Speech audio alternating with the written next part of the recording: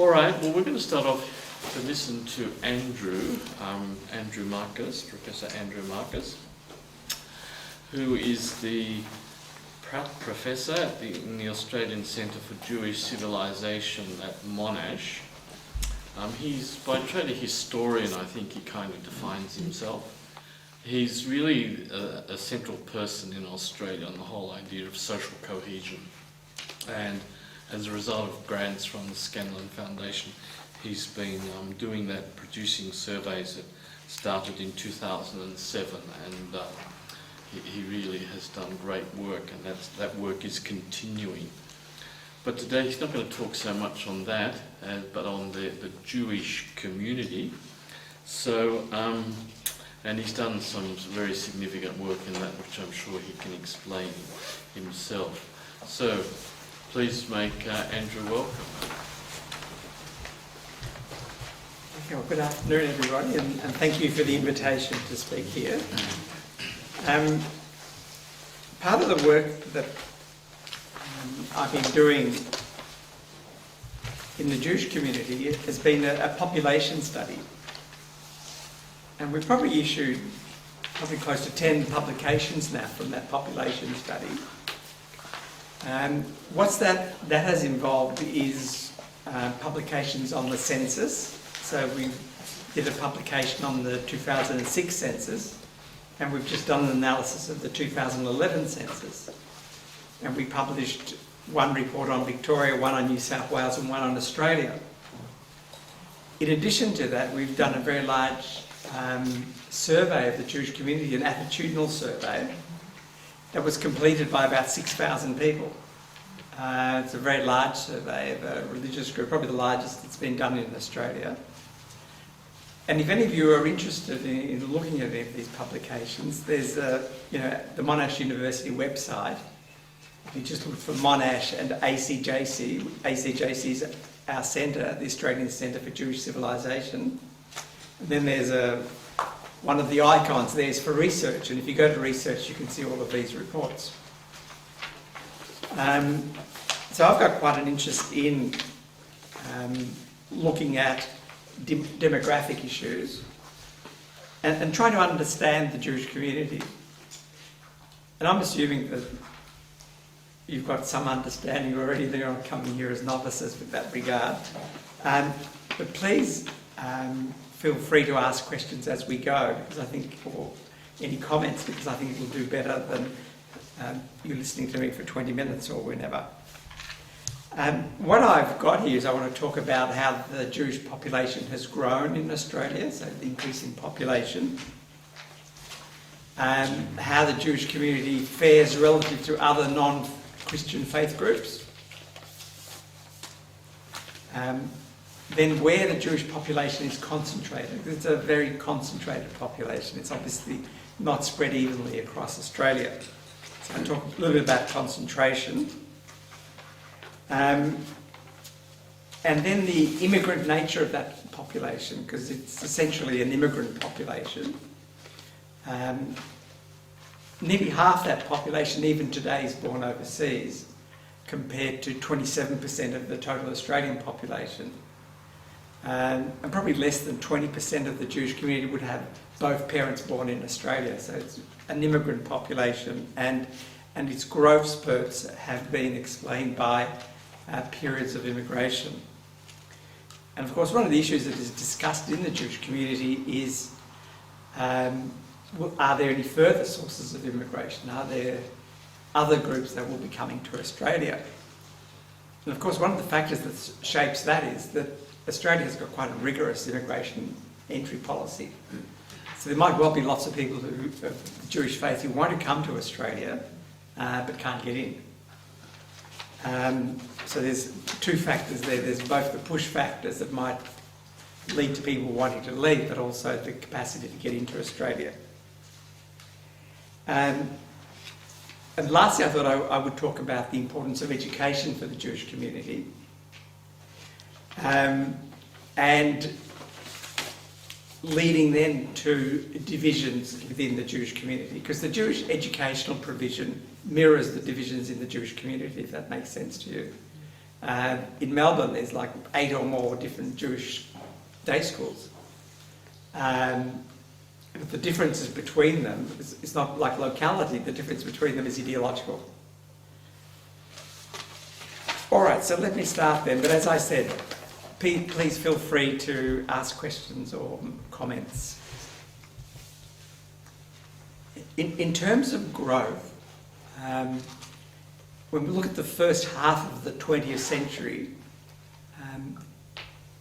particularly if we go up to 1935, because I could say, and I think you'd be aware of this, there's been Jews in Australia since 1788. Maybe even before then, because it used to be said, that the Aborigines were one of the lost tribes. But we'll say 1788. So there were Jews on the first fleet. And interestingly, for much of Australia's history, the Jewish population has remained relatively stable as a percentage of the total population. And that's around 0.5%, meaning 1 person out of 200. There have been times when it's dropped back to 0.35, other times being a little bit above 0.5, but 1 in 200. It's small and it's large, in one respect it's very small, but on the other hand, in a big country like Australia, 1 person out of 200 is still a substantial population. But in that regard, if we look at the communities of the New World, Australia, we could add New Zealand, are a little bit unusual in that they did not have large Jewish populations of the level of, like, United States, even Canada, South Africa. And probably the reason for that is that big wave of immigration from Eastern Europe, the former Russian Empire, and its various countries that were within the former Russian Empire. There was a huge migration out in the late 19th century and in the first decade of the 20th century. And that immigration wave didn't get to Australia. Australia was very far away for Europeans. Even if you think like South Africa is much closer than Australia. And a lot of the people who've come to Australia, have been assisted to come here. And the assisted immigration program was vitally important until probably, anyone like to suggest when? It's stopped being significant as a determinant of immigration to Australia. 1970. Yeah, great, thank you. So probably the early 1970s. But until that time, so even that huge wave of post-war migration in the 1950s and 60s was still contingent upon giving people assisted passages. All right, so then in terms of the waves of Jewish immigration, obviously in the second half of the 1930s there were lots of people wanting to get out of Europe. But this was a time also of the Great Depression. Australia was still recovering from the Great Depression. Australia had basically shut down for business between 1930, 1935, and unemployment was still very high at that time. So Australia was not really looking for immigrants. I've got a thesis that we like to greatly simplify the complexities of running a government. And we like to think, often people in the Jewish community, that the rest of the world failed the Jewish community. In the context of the looming Holocaust, that there wasn't enough done to assist people to escape. And what that fails to understand is the complexity of the situation facing Australia, the United States and other countries, where there was very high unemployment. And it wasn't as if there was a large flow of immigration, because immigration had basically stopped. Similarly, today when people talk of the asylum seekers and the refugees, again, I think people don't understand the sort of issues that face governments in needing to regulate the flow of arrivals.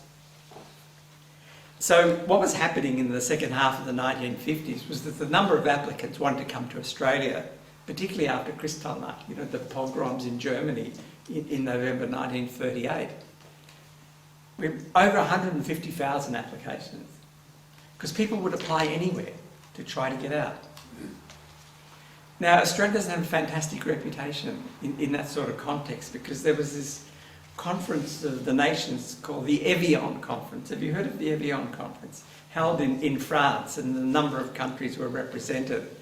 And the Australian representative there was Colonel White, and he said, you know, Australia doesn't have a race problem, doesn't have a Jewish problem, we're not desirous of importing one. And so that's always quoted, not just in Australia, but quoted internationally. Probably even in Yad Vashem, the memorial site, as the sort of statement that you actually didn't want to make and didn't want to have on the historical record, and that's how Australia is actually seen internationally by that statement. The reality was that Australia actually had a quota for Jewish immigrants, and that was 15,000 over 3 years, and the government agreed to that. And in the context of the various powers, it wasn't particularly ungenerous because we're looking at a situation where hardly anyone was doing anything, and Australia agreed to take that sort of number.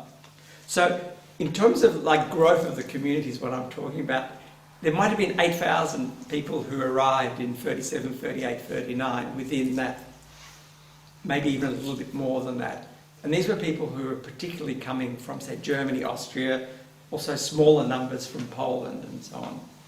And the main way of getting into Australia, either you had a lot of money, and the government set like a certain amount of money that if you could introduce that money, you could come to Australia, or you had people in Australia who could sponsor you.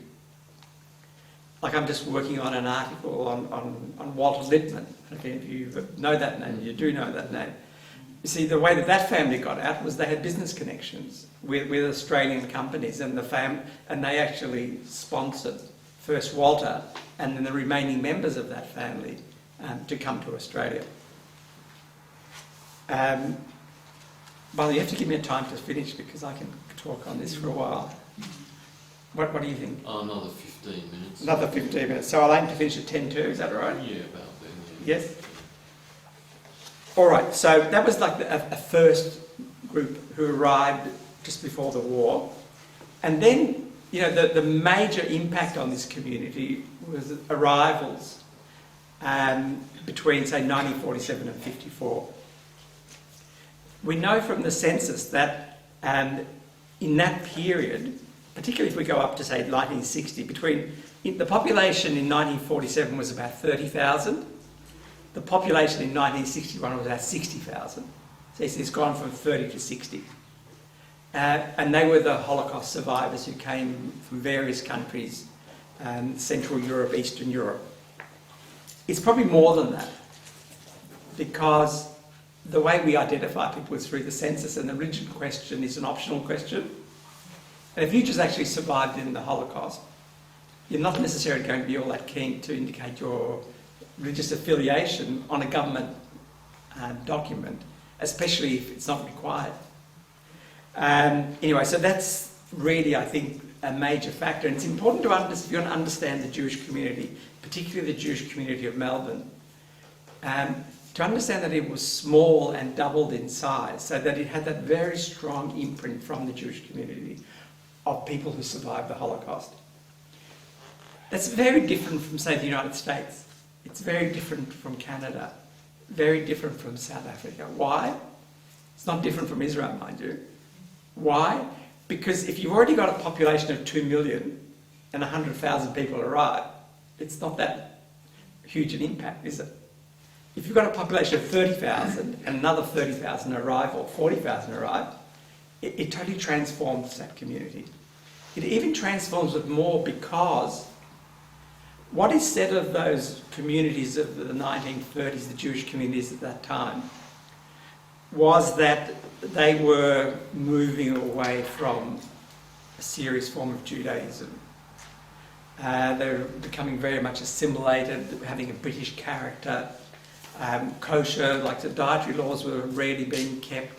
Religious observances, like keeping the Sabbath, was not really strictly adhered to.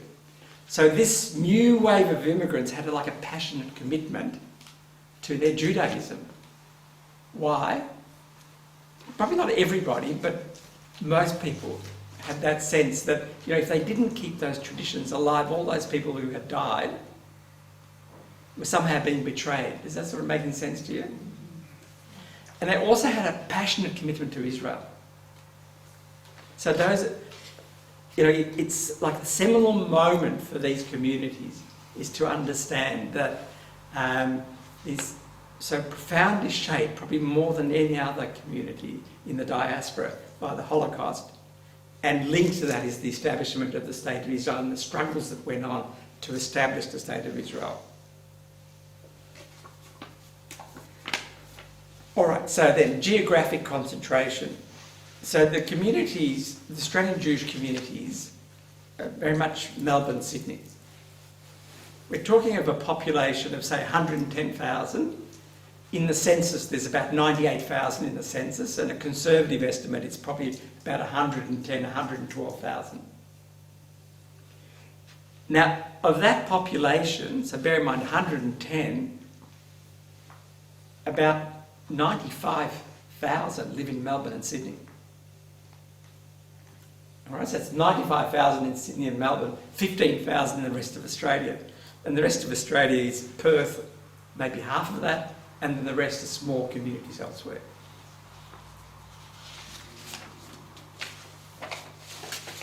In terms of the other thing I should say about geographic concentration, not only is it so strongly concentrated in Sydney and Melbourne, but within very small localities within Sydney and Melbourne. So if we use this spot as the epicentre and go for a radius of about 5 kilometres, you've probably got 75% of the Melbourne Jewish community. About 55% of the community lives in the LGA of Glen Eira. So that's Caulfield North, St Kilda East. And then Bayside, Stonington. So, but essentially around Glen Eira, very highly concentrated. And what's happened over time is the community has become more concentrated. So in Melbourne, and you probably know this, there were communities like in Kew and Doncaster and some of those suburbs. Because originally the immigrants who came here, they settled in Carlton and some of the northern suburbs. So my wife's family was in Thornbury. There were others in Preston and Northcote, so some of those areas. But Carlton as the epicentre, like Lygon Street, which is now seen so much quintessentially Italian, was Jewish and Italian. All right, but then what happened as that centre broke up was that some people went to the eastern suburbs and some came to Caulfield and St Kilda. But then those northern areas have shrunk. Sydney had a similar phenomenon. In Sydney, some went to the North Shore, others to the eastern suburbs like Bondi, Vaucluse, Randwick, some of those sort of areas. But again, in Sydney, what's happened is that those northern suburbs have shrunk, but not to the same extent as Doncaster and Kew in Melbourne. All right, relative to religious groups, at one point, those of the Hebrew faith, as they were described, were the largest non-Christian group. I'm not sure when that stopped, but let's say 1980 or thereabouts. Now what's happened is that relative to these other non-Christian groups, the Jewish population remains at about 0.5%, and they're growing very rapidly. Like today, these other groups, Hinduism, Buddhism and Islam, make up about 6% of the Australian population in total, but about 26% of immigrants. And in terms of age profiles, the Jewish community is getting relatively old. The average age, for example, of Jews in Victoria is about 42 compared to 37 for the total Victorian population. And the largest number, if you look at 5-year age groups, are aged 60 to 64. There's no Jewish population pyramid. There's actually no population pyramids in Australia. You know what population pyramids are? We look at like if we looked in the countries of the Middle East like Egypt or Iraq, you get a population pyramid where the largest segment of the population is age 0 to 5, and then 5 to 10, and so on. And that's a fundamental problem that these societies have, is how do they find jobs for all these young people and such youth in those populations. So the pyramid that used to be for Victoria is like a bloated man, sort of like this. But for the Jewish community and for a number of migrant communities who came in the post-war period, it is like this. You know, I call it a pagoda. And the pagoda part of it is now age 60 to 65, because that's the largest particular age group within that population.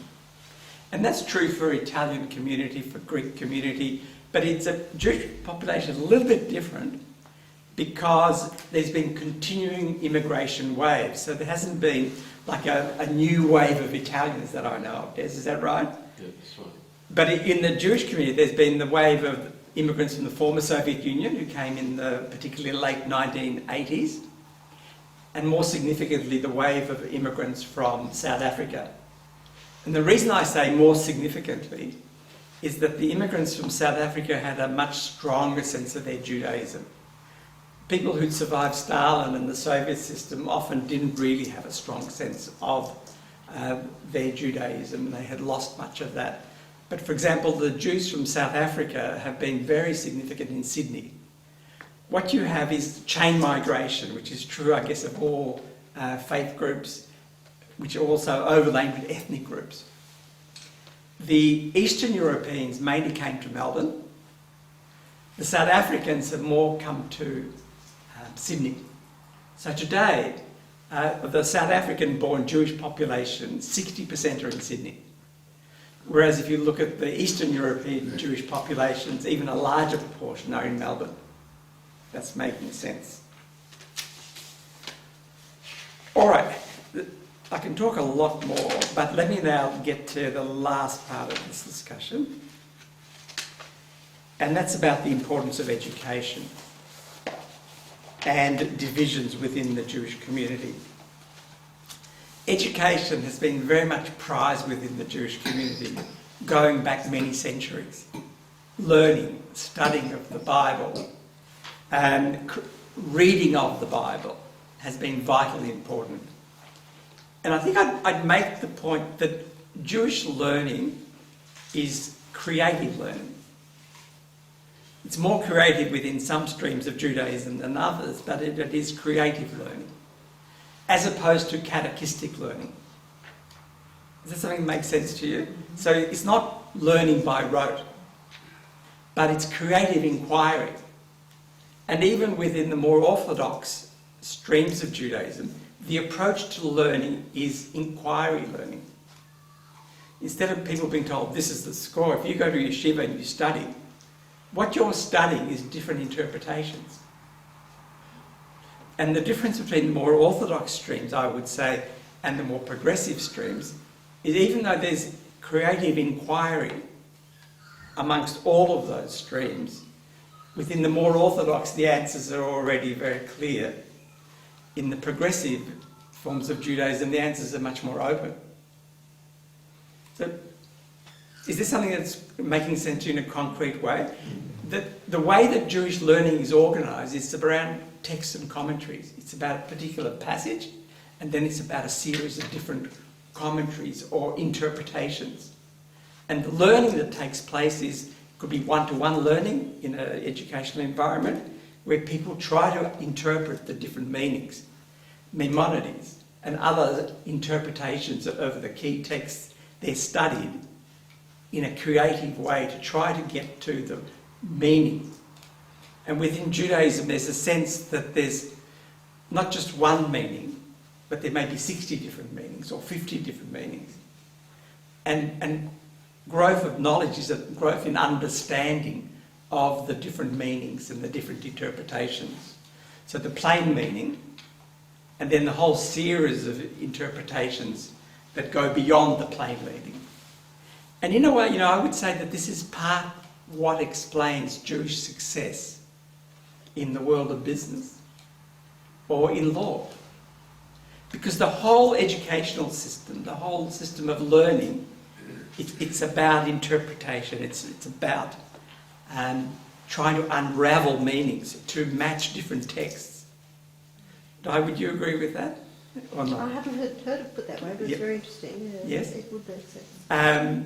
So to me, that's just such a fundamental point to understand, that if you actually look at the way that the learning is set out, you have the key text, and then around that on the page is all the different interpretations. And if you go into a Jewish centre of learning, what you will find is often a class of like 60, we're now talking of sort of 20, 21, 18-year-olds, this is post-school, and what they're doing one-to-one is discussing the different interpretations. All right, so education is vital, and it was seen as vital to establish Jewish day schools. So as I said, this is a community in which retaining the Jewish traditions was vital, having come out of the prism of the Holocaust, which made these communities. So, the day school system is probably strongest in Melbourne, of anywhere you'd like to go. And connection to Israel is probably strongest in Melbourne. And I'm talking across the spectrum. Because it used to be the case that maybe 60% of young people went to Jewish day schools in Melbourne. It's dropped back a bit for a whole range of reasons, obviously financial. Sydney never got to that quite strong level as Melbourne. Sydney is still very strong. So Melbourne was 60, Sydney might have been 50%. And in America, you didn't have that phenomenon. The people who were sending their kids to Jewish day schools would be the Orthodox, but not across the whole community. And just to give you again the indication of the differences, in Melbourne, on the basis of our survey work and so on, probably 80 to 90% of the population has a very strong connection to Israel, meaning that they visit Israel like every couple of years. They've got friends in Israel who went and made Aliyah, they went to live in Israel. They've got relatives in Israel. So that 80 to 90%. Now in the United States, and there's more free money in America, has traditionally been, and plus it's not so far to go to Israel. It's about 40%. So double. So just the strength of the day schools in Melbourne and the connection to Israel. And I think to understand this, you need to understand the impact of the Holocaust. Even I'd say like a New Zealand community, which wasn't so strongly impacted by the Holocaust, you don't have that passionate engagement with Judaism as you would have. And that's how I would explain it. You understand what were the formative years of these communities. And even though the communities go back to 1788, the formative years are relatively recent. Intermarriage is a huge issue for preserving traditions, because we can actually, from the census, look at what happens if both parents are Jewish, and the census tells us that 98% of those children are being brought up as Jewish, where both parents are Jewish. Where only the mother is Jewish and the father is not, it gets to about 50 to 60%. And where the mother is not Jewish and just the father is Jewish, the children being brought up Jewish is down to about 20%. So it's that 98, 55, 20. So how important is that for transmitting traditions? And in America today, the rate of intermarriage is such that you're more likely to marry a non-Jewish person than a Jewish person. Now, in Melbourne today, can't be 100% certain, but about 82 to 84% of people choose a Jewish partner. 82 to 84. And what that means, because there's a different sort of basis for reckoning that, about 70% of married couples, both partners are Jewish today. If we look at young people, because that's the whole population, the young people, might be about 60 to 65%, both partners are Jewish. So that's very important. Now, the last thing I want to talk about is just the different traditions, because it's important to understand that the community is not united, but has huge divisions within that. There's divisions of wealth. So let's say about 30% of the community is very wealthy, in the top income brackets, but you've got 20 to 25% who are really struggling. So there's big differences in wealth. And there's differences in political views. Not as strong as they were in the 50s, but still very strong differences in political views. And the last thing that I had to talk about was religious differences. So I think as in all faith groups, you've got a spectrum of views. Tell me one religious or faith group that doesn't have that spectrum of views. When you look at it from the outside, you tend to see Islam, you tend to see Buddhism. But the further you get into it and the further you understand the divisions.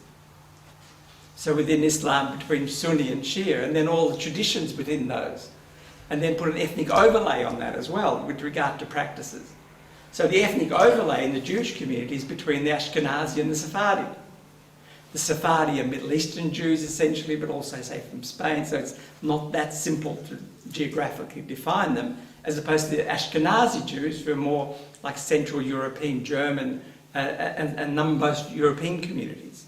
So there's different practices amongst those on the basis of ethnicity. Like Ethiopian Jews might have very, very different practices, and for a while were not even recognised as Jewish. But then within that spectrum, you will have people who want to read text literally. Now, often orthodoxy is a trick. You know that is a trick? Because people say, all I'm doing is reading the text. The reason it's a trick is that there's 10 different ways to read the text. But the Orthodox will want to pretend, well, no, there's only one way to read it. And then you say, oh, but are you aware that 200 years ago the Orthodox read it this way? And are you aware that today the Orthodox there read it that way? And are you aware that there's these contradictions? But nonetheless, the essential element of the Orthodox is their claim to authenticity through literal following of the traditions. You then have modern Orthodox who make some compromises but still essentially keep to those traditions. And then you have a spectrum, conservative, traditional, progressive, and then a group of non-religious. And you then have school systems that cater to those. So if we want to look at the strictly Orthodox, the ultra-Orthodox, there's an Adas school, there's the Yeshiva, Beth Rivka, Sidei HaTorah. So about 4 different schools, particularly narrowly Orthodox as they present themselves, and the Adas school being the most strict. The modern Orthodox is Libla Yavne. Traditional to Orthodox is Mount Scopus. There's a Bialik school, which is much more open to secular forms of Judaism. King David, which is a progressive school. And there's even like a school maintaining Yiddish traditions, Bundes traditions of Sholem Aleichem, which is just a primary school. So I can talk more about that. But I guess that's where I want to end with that last issue of the divisions and the multiplicity that you find, I think, in all faith groups very much mirrored within the Jewish community. Thank you.